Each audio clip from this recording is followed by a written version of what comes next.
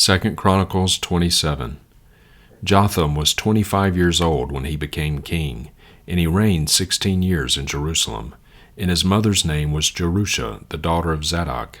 And he did what was right in the sight of Yahweh, according to all that his father Uzziah had done. However, he did not enter the temple of Yahweh, but the people continued acting corruptly.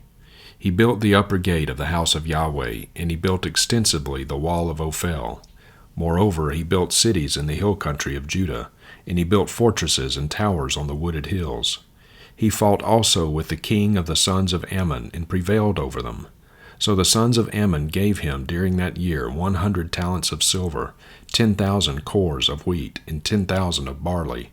The sons of Ammon also brought back to him this amount in the second and in the third year. So Jotham became strong, because he established his ways before Yahweh his God. Now the rest of the acts of Jotham, even all his wars and his ways, behold, they are written in the book of the kings of Israel and Judah. He was 25 years old when he became king, and he reigned 16 years in Jerusalem. And Jotham slept with his fathers, and they buried him in the city of David, and Ahaz his son became king in his place. 2 Chronicles 28. Ahaz was 20 years old when he became king, and he reigned 16 years in Jerusalem. And he did not do what was right in the sight of Yahweh, as David his father had done. But he walked in the ways of the kings of Israel. He also made molten images for the Baals. Moreover, he offered offerings in smoke in the valley of Ben-Hinnom, and burned his sons in the fire, according to the abominations of the nations whom Yahweh had dispossessed from before the sons of Israel.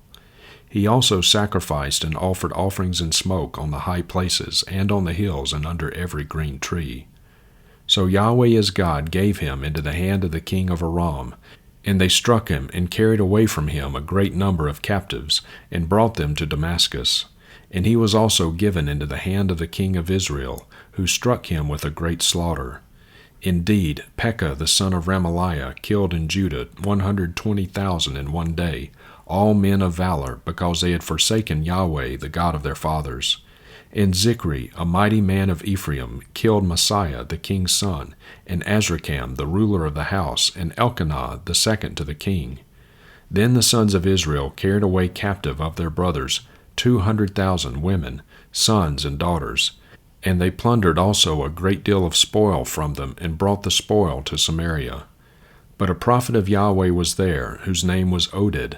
And he went out before the army which came to Samaria, and said to them, Behold, because of the wrath of Yahweh, the God of your fathers, against Judah, he has given them into your hand, and you have killed them in a rage which has even reached heaven. So now you are intending to subdue for yourselves the people of Judah and Jerusalem for male and female slaves. Surely, do you not have your own matters of guilt against Yahweh your God? So now listen to me, and return the captives whom you carried away from your brothers, for the burning anger of Yahweh is against you.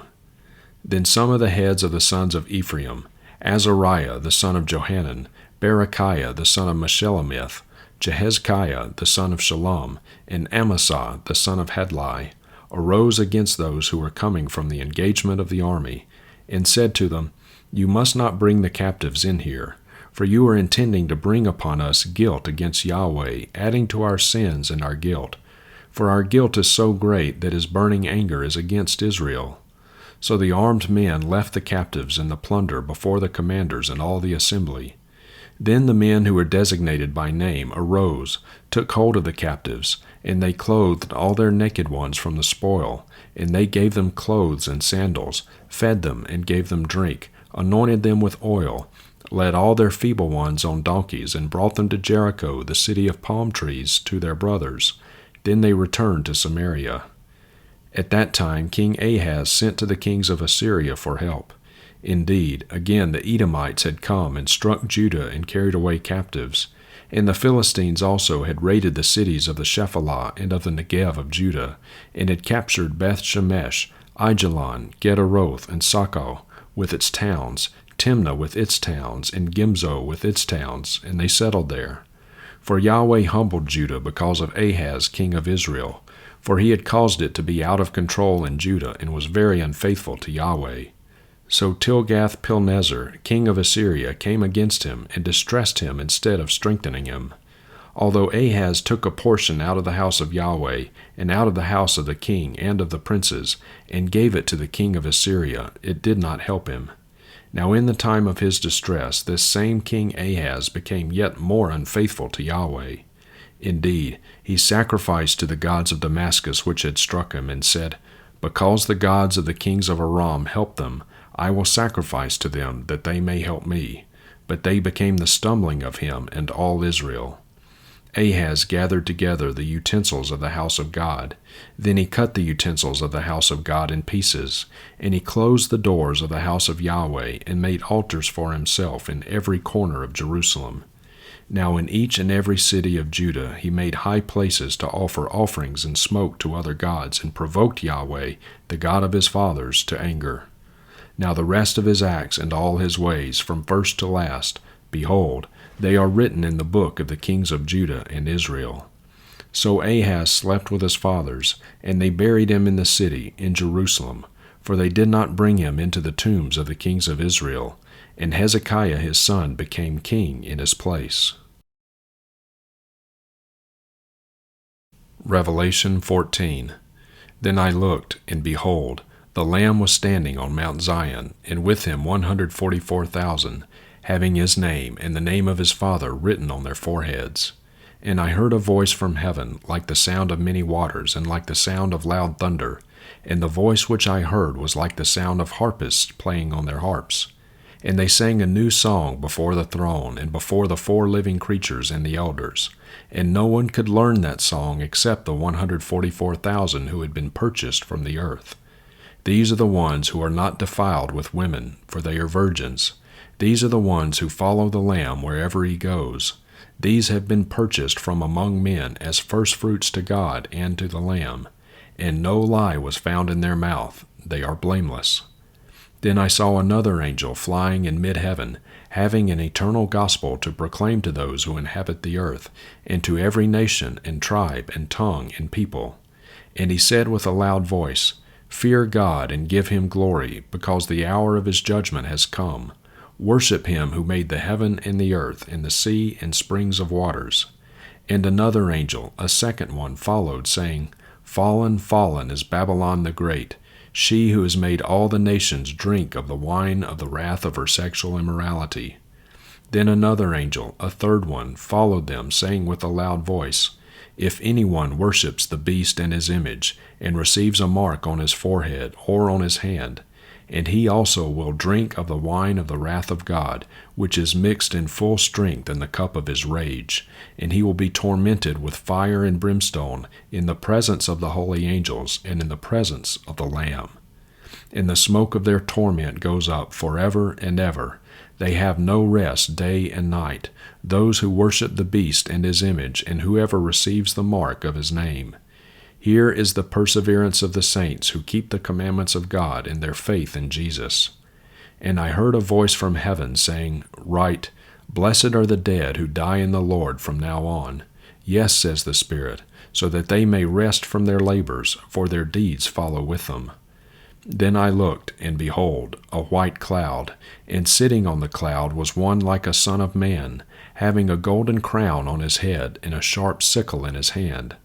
And another angel came out of the sanctuary, crying out with a loud voice to him who sits on the cloud, Put in your sickle and reap, for the hour to reap has come, because the harvest of the earth is ripe. Then he who sits on the cloud swung his sickle over the earth, and the earth was reaped. And another angel came out of the sanctuary which is in heaven, and he also had a sharp sickle.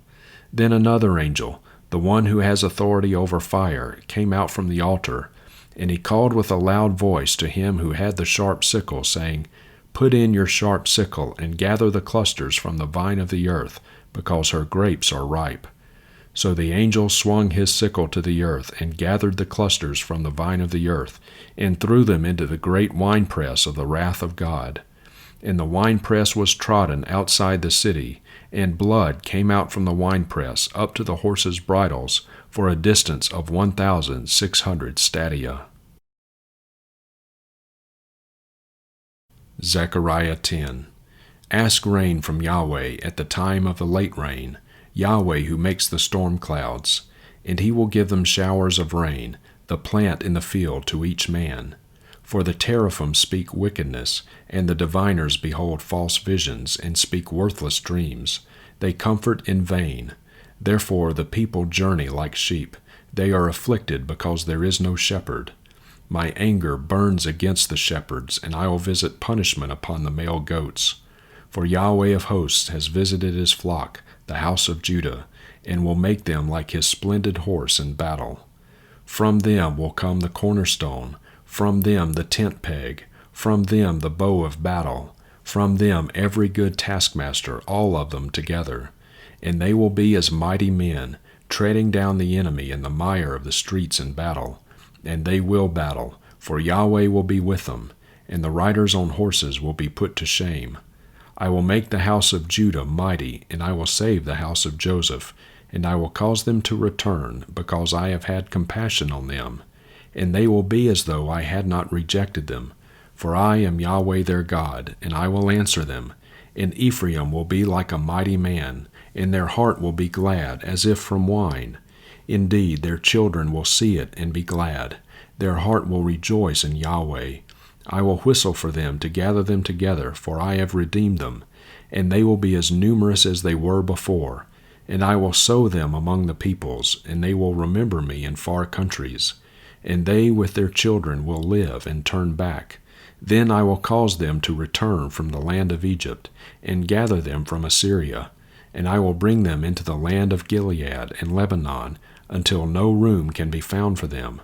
And they will pass through the sea of distress, and he will strike the waves in the sea, so that all the depths of the Nile will dry up, and the pride of Assyria will be brought down, and the scepter of Egypt will depart. And I will make them mighty in Yahweh, and in his name they will walk, declares Yahweh.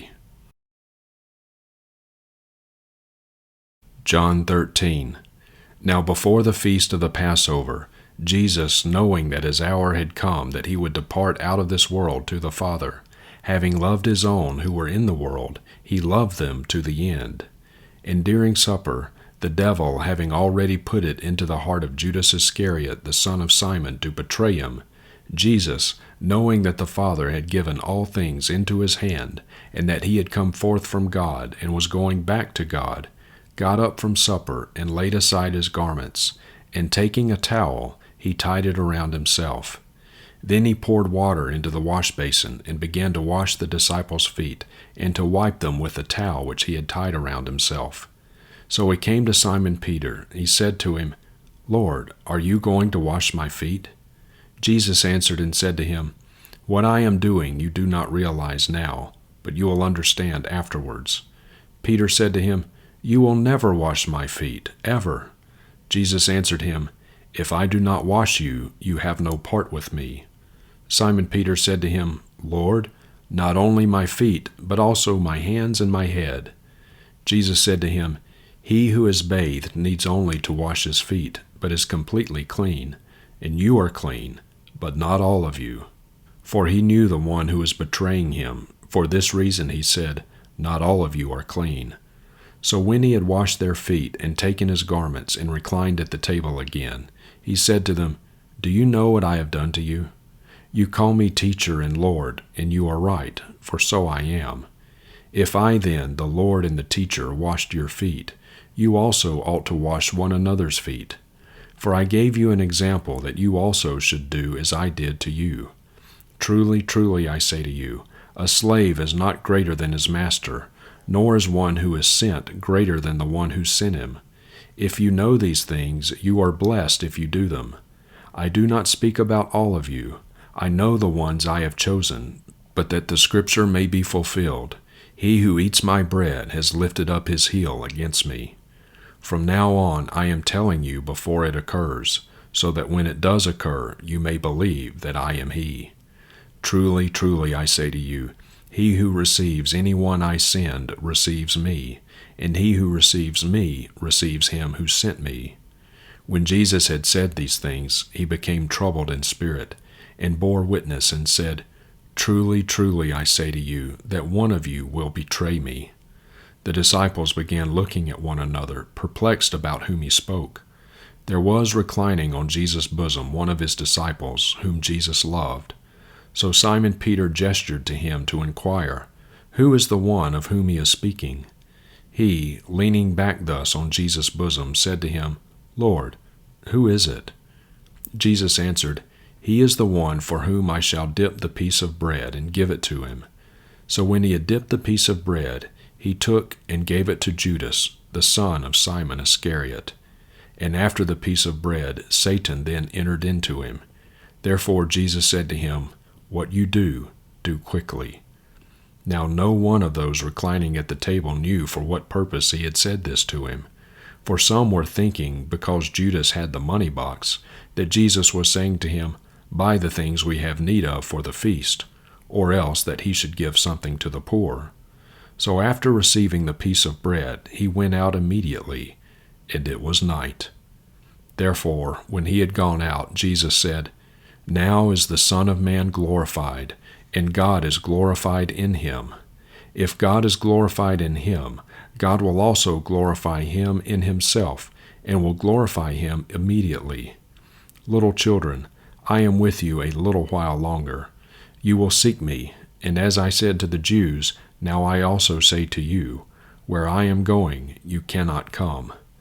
A new commandment I give to you, that you love one another, even as I have loved you, that you also love one another. By this all will know that you are my disciples, if you have love for one another." Simon Peter said to him, "Lord, where are you going?" Jesus answered, "Where I go, you cannot follow me now, but you will follow later." Peter said to him, "Lord, why can I not follow you right now? I will lay down my life for you." Jesus answered, "Will you lay down your life for me? Truly, truly, I say to you, a rooster will not crow until you deny me 3 times."